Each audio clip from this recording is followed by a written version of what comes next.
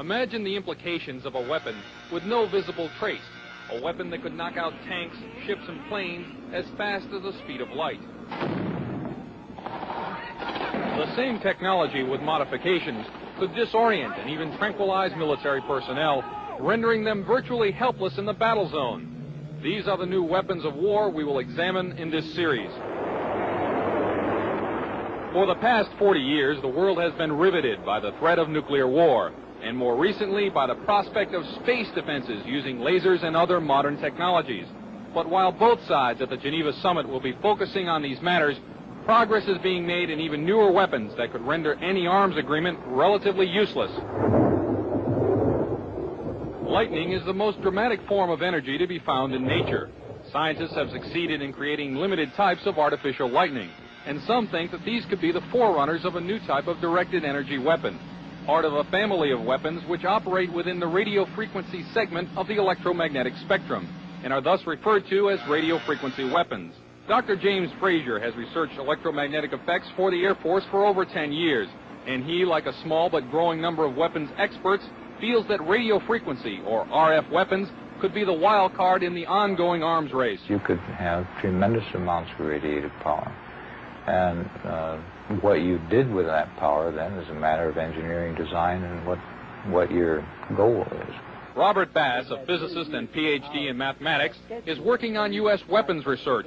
He says that the Soviets seem to be ahead in a number of areas, and especially in RF weapons. We are behind the Soviet Union in directed energy weapons based on 60 gigahertz microwave beams. Dr. Bass and others feel the most likely form of Soviet RF weaponry would be high-powered microwaves, similar to a focused, ultra-high-intensity radar beam. It would literally cook humans and knock out computers and electronic surveillance and communications gear. An operational RF weapon, relatively cheap and reusable, could devastate sophisticated and expensive war machinery.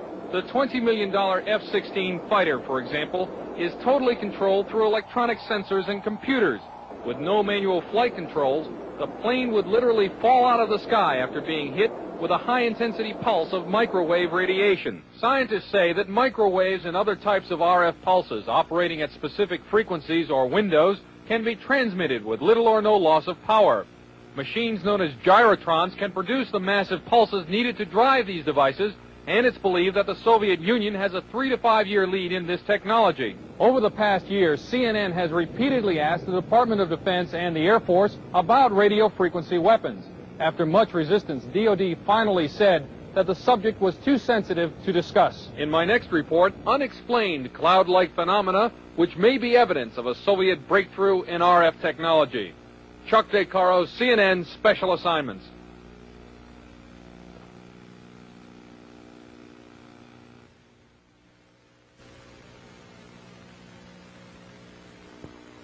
This is a Tesla coil.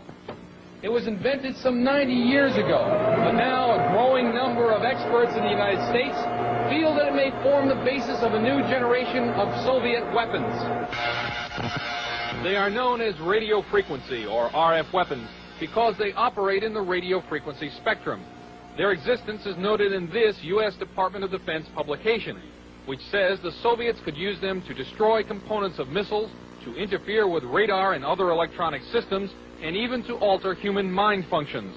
The concept of RF weaponry was predicted at the turn of the century by Nikola Tesla, an American who had emigrated from Yugoslavia.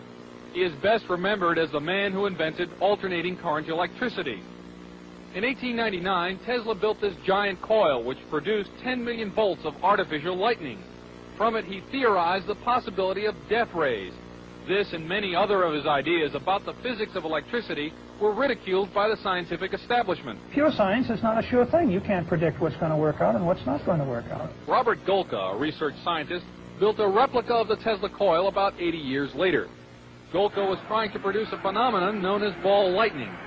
He also used the Tesla coil to conduct testing for the U.S. Air Force. What I was doing was setting in maybe 5-foot-long models of advanced fighter aircraft, and we would want to try to find out which part of the airplane was more vulnerable to lightning strikes, whether it was a wingtip or the canard where the pilot sat. These experiments could also demonstrate the effect of the electromagnetic pulse of a nuclear blast, and Golka says the effect of RF weapons as well. Golka thinks that Tesla's theory that electromagnetic power could be transmitted through the Earth and its atmosphere without wires is a key element in the Soviet Union's work on RF weapons. Tesla's novel weapons theories were generally ignored in the United States. Nikola Tesla died in 1943, and after the Second World War, all his papers and effects were shipped to his native Yugoslavia, where they were enshrined in a museum. Some say that that museum proved to be a gold mine for Soviet weapons scientists. We haven't even formally, so far as I know, to ourselves admitted that these weapons exist in the hands of the Soviet Union. Weapons analyst Tom Bearden, a retired U.S. Army lieutenant colonel, is among a small group of scientists and engineers who believe that the Soviets have perfected Tesla's ideas and are developing radio frequency weapons on a scale unimagined in this country. There have been a series of tests of these kinds of weapons, apparently, for a number of years. For example, airliners from Iran, before the fall of the Shah, saw deep within the Soviet Union very large, glowing spherical balls of light, which started out small and then expanded to very large size, which are apparently these kinds of weapons for use in an anti-ballistic missile defense role. Bearden believes that these satellite photographs are of mysterious non-nuclear explosions near an uninhabited island in the East Siberian Sea.